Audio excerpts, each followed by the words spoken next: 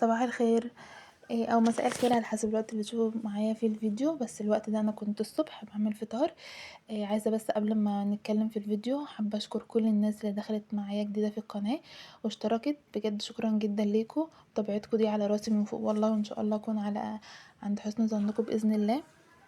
النهارده بقى يا حلوين انا بعمل كده فطار بسيط عشان كنت خارجه، يعني كنت رايحه اعمل اشعه، فقلت كده بقى اعمل فطار خفيف وبسيط وعلى قد الايد موجود في كل بيت. ده كان الفطار. فطرنا بقى وكده، وبعد كده عملت كوبايه شاي بلبن، عملت كوبايه كبيره لان انا ما فطرتش قد كده، يعني ما كنتش حابه افطر، فقلت يعني اخد الغذاء بتاعي من اللبن وكده، فعملت لي كوبايه شاي بلبن. بس ودخلنا بقى نلبس. حابه بس اوضح حاجه، كان الفيديو بتاع المطبخ اللي هو الروتين المسائي بتاع المطبخ، جالي تعليق ان يعني ان انا اقول نصايح احسن في مقدمه الفيديو بدل من الصويت وكده. هو ما كانش صوت، يعني هو كان محمد هنيدي بيصوت في الفيلم، بس انا والله كنت حاطه المقطع ككوميدي، يعني على ان المطبخ بقى مكركب وكده مش اكتر والله. بس فحبيت اوضح بس وجهة النظر. هنا بقى كنت لبست، كنت بوريكم الاوتفيت بتاعي والشنطه وكده. وهنا تسنيم برضو كانت بتختار اللعبه اللي هتاخدها معاها، كانت بتقول لكم ساعتها حطوا لايك، بس انا كنت قافله الصوت. حطوا لايك بقى، اسمعوا كلام تسنيم وحطوا لايك. شوفوا بقى جمال الخضره والاشجار راحه نفسيه يا جماعه، والله راحه نفسيه.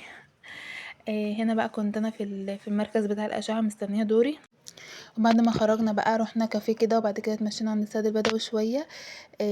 بحب انا اتمشى هناك، اول محلات هناك بتفكرني كده بايام زمان. بقى يا حبايب قلبي ان احنا دلوقتي بنتمشى في شارع السد البدوي، بجد التمشيه بالليل تحفه تحفه تحفه. طبعا زي ما انتم شايفين قدامكم السد البدوي اهو. انا بحب المنطقه دي جدا، هي حماتي قاعده هنا عشان كده احنا بنيجي نقعد هنا نتمشى عند السد البدوي كتير. محلات بقى الدنيا فاتحه. احلى حاجه بقى طول ما احنا ماشيين كده حاجات بقى رمضان نزلت، الفوانيس شايفين، الله. هنشتري بقى الحاجات دي ان شاء الله مع بعض، هنشتري بقى الفوانيس دي ان شاء الله مع بعض بقى، نعمل ديكور رمضاني كده جميل. يا رب بس ابقى قادره اعمله مكنش ولدت قبل رمضان. استمتعوا يا جماعه بالاجواء، استمتعوا.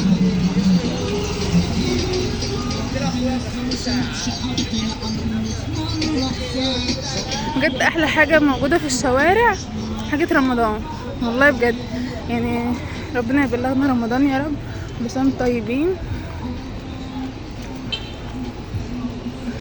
مين قال ان التمشية حلوة للحوامل يا جماعة؟ انا بجد شوية اللي مشيتهم دول تعبت فيهم اوي. بعد كده بقى رحنا قعدنا في كافيه وطلبت التشيز كيك دي، عايزه اقول لكم ان هي كانت اسوأ تشيز كيك اكلها في حياتي بجد. بس وبعدها بقى رحنا جبنا شويه فاكهه كده وروحنا بقى عشان نقضي السهره بقى عند حماتي. اشوفكم بقى في فيديو جديد، اشوفكم على خير. لو عجبكم الفيديو متنسوش لايك واشتراك في القناه. باي باي.